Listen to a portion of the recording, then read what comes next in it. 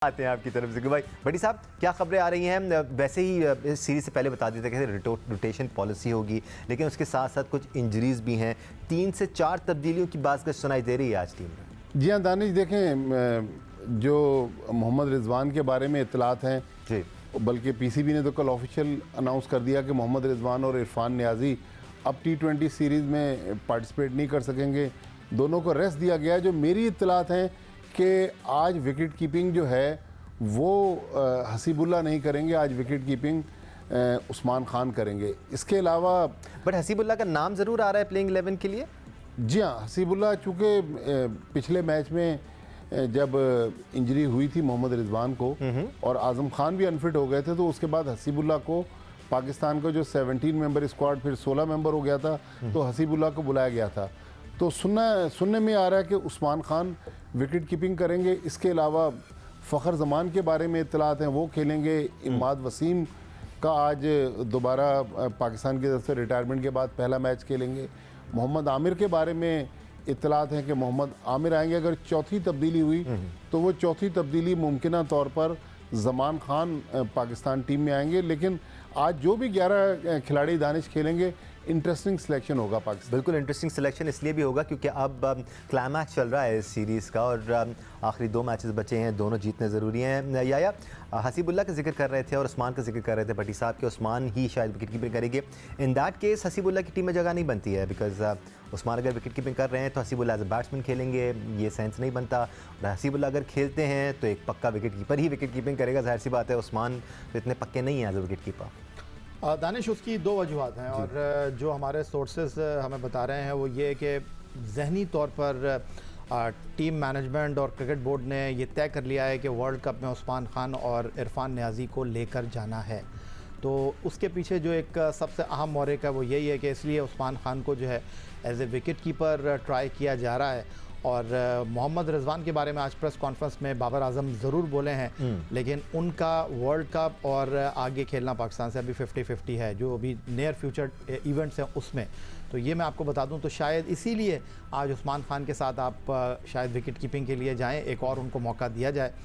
दूसरी तरफ अगर हम बात करें, दबाव में है टीम मैनेजमेंट और उसकी बुनियादी वजह यह है कि आपको पता है कि हम लोग ज़रा हार को इतनी जल्दी एक्सेप्ट करते नहीं हैं। तो ये जो मैच आज हारे हैं हम, और आपने जिस तरह अपने इंट्रो में कहा कि आज जो भी टीम जीतेगी उसके सीरीज़ जीतने के इम्कानात रहेंगे, मैं ये कह रहा हूँ कि आज जो भी टीम जीतेगी उसके सीरीज़ हारने के इम्कानात ख़त्म हो जाएंगे। चाहे वो आखिरी मैच हार जाए, सीरीज़ 2-2 से ड्रॉ हो जाएगी। तो अब मसला ये है कि इब्तदाई इम्कानात तो ये थे कि हम शाहीन आफरीदी को और नसीम को बाहर बिठाएंगे, लेकिन अभी जो है मुख्तसर में है टीम मैनेजमेंट, क्योंकि उनको इस बात का शिद्दत से अंदाज़ा है कि जिस तरह शादाब खान, नसीम शाह, शाहीन आफरीदी के 9.2 ओवर्स में 105 रन बने, तो उनको इस बात का बड़ी शिद्दत से अंदाज़ा है कि अगर आमिर वापस आ भी जाते हैं, इमाद वसीम को आप टीम में शामिल कर भी लेते हैं, तो अब थोड़ा सा शिद्दत और हिद्दत महसूस कर रही है न्यूजीलैंड की बैटिंग लाइनअप से टीम मैनेजमेंट, क्योंकि उनका टॉप ऑर्डर भी परफॉर्म कर रहा है। तो आज की सिलेक्शन जिस तरह भट्टी साहब ने कहा, इंटरेस्टिंग, मैं ये कहूँगा थोड़ा मुश्किल और थोड़ा दबाव वाली। एक बात तो यकीनी है, ऑप्शंस की कमी नहीं है पाकिस्तान के पास। अगर पाकिस्तान उसामा मीर को खिलाना चाहता है तो वो तब्दीली भी की जा सकती है, जमान खान को भी टीम में शामिल किया जा सकता है। Aamir is all geared up, he is pumped up कि वो पाकिस्तान को ना सिर्फ ये सीरीज़ बल्कि वर्ल्ड कप भी जिताएं। उनकी तरफ से बयानात आते रहे हैं। हम इन तमाम इशूज़ पर आगे चल के बात करेंगे। बट सिकू भाई, ये जो उस्मान खान की बात हो रही है कि एज अ विकेट कीपर भी उनको यूज़ किया जाएगा, एट बेस्ट एक एवरेज विकेट कीपर ऑप्शन है, वो पार्ट टाइम विकेट कीपर ही हैं। आपको लगता है प्रेशर ऐड होगा उन पर, या कंफर्टेबल महसूस करेंगे कि अब तो मेरी जगह पक्की है तो और ज़्यादा बेहतर खेल सकते हैं? क्या हो रहा होगा उनके दिमाग में? जगह पक्की तो जब ही होगी जब वो रन्स करेंगे। बिल्कुल सही बात। कीपिंग से उनका कोई लेना देना नहीं है, ना ही हमने कभी उनकी कीपिंग पर बात की है। बात हुई है उनकी बैटिंग पे, जो वो नंबर 3 आकर करते थे और ज़बरदस्त किस्म की बैटिंग की उन्होंने। तो हम सब की नज़रें उनकी बैटिंग पे हैं। कीपिंग को आप भूल जाएं तो वो तो एक साइड हो गई। मगर दानिश, कल भी एक सवाल मैं फातिमा के साथ करना चाह रहा था, नहीं हो सका, वो मैं आज कर दूं अगर आप इजाज़त। Sir sure.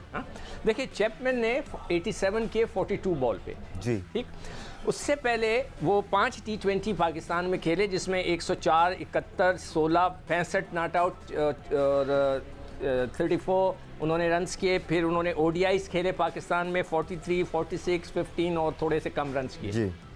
अब मेरा सवाल जो है वो है हमारे डेटा एनालिस्ट से भाई आपने कोई उनका वीक पॉइंट निकाला था? डेटा क्या निकालता है? यही निकालता है ना कि एक बैट्समैन का वीक पॉइंट क्या है, वो किस चीज़ पे कमज़ोर है, उसको कहाँ गेन करनी चाहिए। क्या आपने नसीम शाह, आई विश के नसीम शाह का और डेटा स्पेशलिस्ट को बिठाकर हम इंटरव्यू में पूछें कि नसीम शाह साहब आपको क्या वीक पॉइंट्स बताए गए थे चैपमैन के, कि जिन्होंने आपको एक ओवर में 23 रन खींच दिए, जिसमें से 17 रन लेग साइड पे थे। या सिकू भाई, डेटा में ये भी होता है कि एक पर्टिकुलर बैट्समैन पेसर्स के खिलाफ ज़्यादा रन बनाता है या स्पिनर्स के खिलाफ ज़्यादा रन बनाता है, स्पिनर्स के खिलाफ उसकी क्या एवरेजेस हैं, फास्ट बॉलर्स के खिलाफ क्या मैं तो दानिश डे वन से कह रहा हूँ कि ये सिचुएशनल गेम है जी। डेटा से अगर आप बोलें कि जी वो फास्ट बॉलर पे वीक था तो उसने तो 23 रन खींच दिए, अगर वो स्पिनर पे था तो भाई आपने स्पिनर ने कुछ नहीं किया। तो मैं सिर्फ सवाल ये करना चाहता हूँ, इतने मैचेस हुए हैं जो कि चैपमैन ने पाकिस्तान में आके खेले, तो डेटा एक्सपर्ट्स ने उनको क्या बताया? Just playing the devil's advocate Sikandar, I agree with you at some point, but spinners के खिलाफ वो ज्यादा रन बना नहीं पाए। हाँ, विकेट्स नहीं मिली स्पिनर्स को, लेकिन चलाकी किसकी थोड़ा सा नहीं, बैटर की चलाकी, बैटर की। देखिए ना, उसको पता था कि मैं स्पिनर्स के खिलाफ अच्छा नहीं खेलता, तो उसने उसके ओवर गुजार लिया। आओ भाई फास्ट बॉलर्स, उसने खेल। यहाँ पर बाबर भी चलाकी दिखा सकते थे कि इफ्तिखार और साइम अयूब से मजीद ओवर करा सकते थे ताकि वो मजीद बैकवर्ड पे डेटा एनालिस्ट जाए। की बात हो रही है ना, डेटा एनालिस्ट का काम जो है वो खत्म हो जाता है सिलेक्शन के ऊपर। डेटा एनालिस्ट का होना चाहिए काम, बट ये काम जो है डेटा एनालिस्ट का नहीं है, ये वीडियो एनालिस्ट का काम है कि वो वीडियो आपको बनाकर देगा स्पिनर के खिलाफ उनके वीक पॉइंट क्या है, उनके पॉजिटिव पॉइंट क्या है, किन एरियाज में नसीम शाह ज़्यादा अथेंटिक हैं, किन एरिया में उनको बॉल डालना चाहिए। ये काम वीडियो एनालिस्ट का है। दूसरी तरफ जो है कायदा, सवाल मेरा ये है कि क्यों ना एक दिन आप लोग उन डेटा और एनालिस्ट को बुलाकर बिठाएं, हम भी उनसे सवाल करें कि क्या आपने हमारे बॉलर्स को क्या बताया था कि वो 42 गेंदों पे 87 रन कर गया। मुतमईन नहीं हो पाएंगे सर आप? मैं बिल्कुल नहीं आऊँगा, इसलिए कि जिस तरह क्रिकेट सिचुएशन का गेम है ना, उस तरह डेटा एनालिसिस भी सिचुएशनल है। पैसे सिचुएशंस के हिसाब से नहीं सिकंदर भाई जब ग्राउंड में उतर जाते हैं, मेरा आर्गुमेंट देखो, सुन लो, मेरा आर्गुमेंट ये है कि जब ग्राउंड में टीम उतर जाती है ना, उसके बाद डेटा वेटा सब नहीं आप बजा फरमा रहे हैं। मैं आपको ये कह रहा था कि ये जो सेशन होता है ना मैच से पहले कि किस हिकमत अमली के साथ जाना है, तो वो वीडियो एनालिस्ट आपके साथ बाकायदा तौर पर बैठता है और खुद प्लेयर भी अपना इंटरेस्ट शो करते हैं कि जी मुझे ज़रा ये वाला बैट्समैन दिखाते हैं अच्छा खेल रहा है। ये ज़रा इंडिविजुअल जो है ना वो ज़्यादा शौक की बात है। अच्छा, जो 3 चांस चैपमैन ने दिए, तीनों स्पिनर्स पे दिए। जी, जी, नसीम शाह ने कैच छोड़ा, फंसे हुए थे, वो मोहताज थे, कैच छोड़ा, और उसके बाद कॉटन बोल्ट छोड़ा अबरार ने अपनी गेंद। बट जब ये प्रेस कॉन्फ्रेंस भी जो हुई बाबर आजम के साथ, उसमें उनसे पूछा गया कि जी आप पर प्रेशर पड़ रहा है हार के बाद, आई थिंक यहाँ भी थोड़ी सी ज़्यादती ये हो जाती है कि इस सीरीज़ से पहले सबको पता था कि हम एक्सपेरिमेंटेशन मोड में हैं, हम नए प्लेयर्स को खिलाना चाहते हैं। हाँ, पाकिस्तान काफ़ी स्ट्रेंथन टीम खिला रहा है, लेकिन उसमें यंगस्टर्स भी मौजूद हैं। You can not have everything. आप ये नहीं कह सकते कि आप यंगस्टर्स को भी खिला लें फिर आप मैचेस भी जीत जाएं।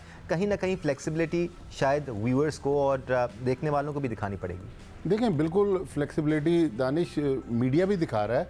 मीडिया भी जो क्रिटिसिज्म है उस तरीके से नहीं कर रहा, लेकिन ये पूरी डिबेट कब शुरू हुई? डिबेट उस वक्त शुरू हुई जब शादाब खान परसों प्रेस कॉन्फ्रेंस में आए और उन्होंने स्ट्राइक रेट की बात की। देखें, एक पाकिस्तान का farmer vice captain white ball का, पाकिस्तान टीम का पिछले 7-8 साल से रेगुलर प्लेयर, इस्लामाबाद यूनाइटेड का कप्तान, वो जब पाकिस्तान के स्ट्राइक रेट की बात कर रहा है तो ये बात तो सिक्कू भाई, या मैं, आप, हम लोग पिछले कई सालों से इसी फ्लोर पे बात कर रहे हैं। बिल्कुल। देखिए, अब आज वसीम अकरम का भी मैं बयान पढ़ रहा था कि हमारे पड़ोस में जो लीग हो रही है, उन्होंने कहा कि बॉलर्स के साथ वहाँ पे जुल्म हो रहा है कि 270-280 रन 20 ओवर में बन रहे हैं। तो अब हमें गियर चेंज करना है हमारा।